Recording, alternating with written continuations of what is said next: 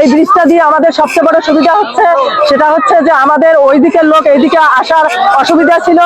এখন এই ব্রিজটা দিয়ে আমাদের সবচেয়ে বড় সুবিধা হয়েছে, তারা সহজেই পারাপার হতে পারছে, তারা বাজার করতে পারতেছে এবং বাচ্চাদের লেখাপড়া করার জন্য তাদেরকে নিয়ে আসা হচ্ছে এবং সার্বক্ষণিকভাবে আমরা ওদের সঙ্গে আমরা তারা আমাদের সঙ্গে যোগাযোগ করতে পারতেছে এ কারণেই। এবং অনেকের এইদিকে জমি আছে, তাদের চাষাবাদ করার জন্য তাদেরকে অনেক হয়রানি হতে হচ্ছে এবং এমনকি তারা এই জমিটা তারা একসময় ফেলে রাখতো, কিন্তু আমরা এখন এই ব্রিজটা দেওয়ার পর তারা এখন সহজেই এখানে আসে তারা চাষাবাদ করতে পারতেছে। এটা আমাদের সবচেয়ে বড় উপকার হচ্ছে যে আমরা সহজেই তাদের সঙ্গে আমরা পারাপার হতে পারতেছি।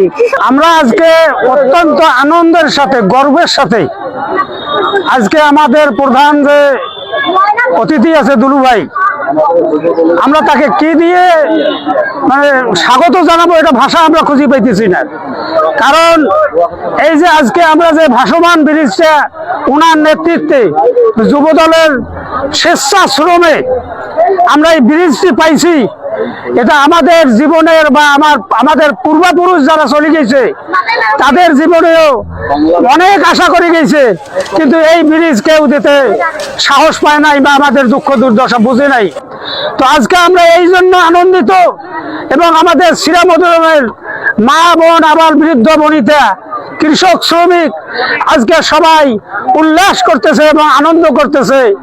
আগামীতে আমরা এই যুবদলের নেতৃত্বে, জেলা যুবদল ইউনিয়ন যুবদলের নেতৃত্বে যেন আমরা একটা চিরস্থায়ী বন্দোবস্ত পাইতে পারি, এই জন্য আমরা রাজপুর তথা শ্রীরামপুরের আবার বৃত্ত বনিতা এবং তথা মধুরামের আমরা সবাই একতাবদ্ধ হয়েছি যে এবারে আমরা ধানের শেষে ভোট দিয়ে দুলু ভাইকে সংসদে পাঠিয়ে আমরা এই ব্রিজটির দাবি করব।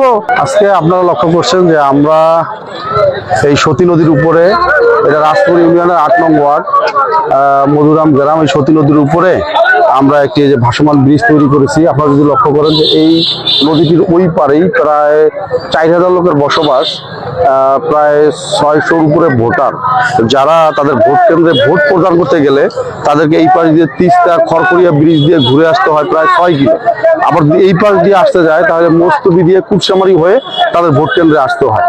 তা বিষয়টি যখন আমাদের এই ইউনিয়ন যুবদলের ভারপ্রাপ্ত সভাপতি সিরাজ এবং সাধারণ সম্পাদক আনোয়ার ভাই আমাদেরকে যখন অবগত করে, তখন আমি আমার আহ্বায়ক আনিস ভাই সহ আমরা এই জায়গায় আসি এবং এটা দেখার পরে আমাদের প্রিয়তত কাস্তুল আব্দুল মুহাদের সাথে পরামর্শ করে আমরা সিদ্ধান্ত নেই যে আমরা এই জায়গায় একটি ভাসমান ব্রিজ তৈরি করব। তারই ধারাবাহিকতা আজকে আমরা এই জায়গায় একটি ভাসমান ব্রিজ তৈরি করেছি, যাতে এই অঞ্চলের মানুষের, রাজপুর ইউনিয়নের অধিবাসী হয়েও তাদের যে দীর্ঘদিনের কষ্ট সেটা লাঘব করার জন্য আমরা এই জায়গায় ভাসমান ব্রিজটি তৈরি করেছি।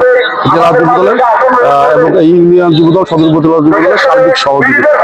এর আগেও আমরা হারাটি জেলার 4 নং ওয়ার্ডের টাবুতে একটি ব্রিজ নির্মাণ করেছি। আমাদের কুলিয়াকাশ ইউনিয়নের টাঙ্গুর বাজারে একটি ব্রিজ তার চলমান রয়েছে। বকুন্দা ইউনিয়নের বুয়াবার ঘাটে একটি ব্রিজ চলমান রয়েছে। তারপরে হারাটি ইউনিয়নের 4 নং ওয়ার্ডের সেক্রেটারি বাজারে আরেকটি ভাসমান ব্রিজ আমাদের চলমান রয়েছে। আরেকটি আদিতমারি উপজেলার ভেলাবাড়ি ইউনিয়নের ঝাড়িজার গ্রামে আরো একটি এই পাথর এবং সিমেন্ট দিয়ে পিলার তৈরি করে ওই জায়গায় একটি ব্রিজের কাজ আমাদের চলমান রয়েছে।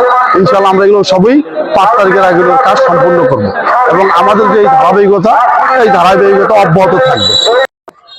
এই অঞ্চলে মামাটি মানুষের নেতা, পেশাজীবী, শ্রমজীবী, গরিব দুঃখী মেহনতি মানুষের অধিকার আদায়ের জন্য তিনি সবসময় কাজ করে যাচ্ছেন। অধ্যক্ষ আসাদুল হাবিব দুলু মহোদয় তিনি আমাদের যুবদলকে ডেকে তিনি আমাদেরকে বলেন যে এই এলাকায় জনগণের সঙ্গে থেকে মানবিক কাজের মধ্য দিয়ে যুবদলকে সামনে থেকে এগিয়ে যেতে হবে। সেটিকে আমরা সেই নির্দেশকে আমরা হৃদয়ে ধারণ করে এবং আমাদের যুবদল কেন্দ্রীয় কমিটির সভাপতি আব্দুল মোনায়েম মুন্না, নুর ইসলাম নয়ন তারাও আমাদেরকে নির্দেশ দিয়েছেন। আমাদের নেতা তারেক রহমানও নির্দেশ দিয়েছেন সাম্য মানবিক রাষ্ট্র গঠন করতে হবে।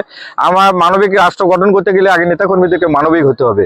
সেই মানবিকতার এক অনন্য দৃষ্টান্ত হিসেবেই আমরা এই অঞ্চলের প্রথমে আমরা বৃক্ষরোপণ শুরু করি, এরপরে রাস্তা সংস্কার, রাস্তার 2 ধারে জঙ্গল পরিষ্কার, আমরা চিকিৎসা ব্যবস্থা করেছি, আমরা বিনা চক্ষু অপারেশন করেছি। এরপর আমরা এই যে এর আগেও একটি ব্রিজ নির্মাণ করেছি, এখানে একটি ভাসমান সেতু নির্মাণ করছি, এটি প্রায় 80 মিটার। এই 80 মিটারের সেতুটি আমাদের এই রাজপুর ইউনিয়ন যুব দলের স্বেচ্ছাশ্রমের মাধ্যমে আমরা করতে পেরেছি। আমরা মনে করি এই জনকল্যাণমূলক কাজের মাধ্যমে সেই তারেক রহমানের বিখ্যাত উক্তি, জনগণের পাশে রাখুন, জনগণের সঙ্গে থাকুন।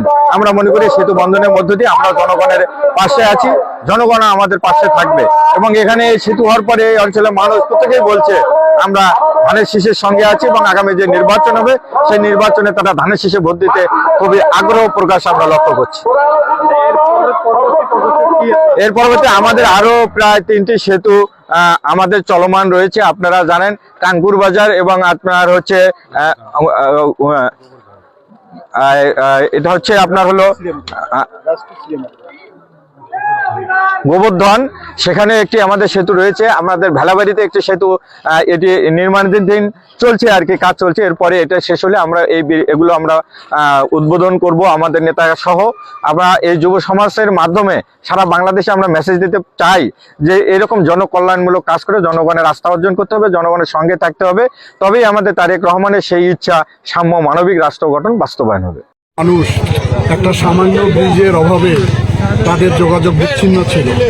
বিশেষ করে কোমলমতি বাচ্চারা যারা স্কুলে লেখাপড়া করে তাদের নানান দুর্ঘটনা ঘটেছে এই জায়গায়।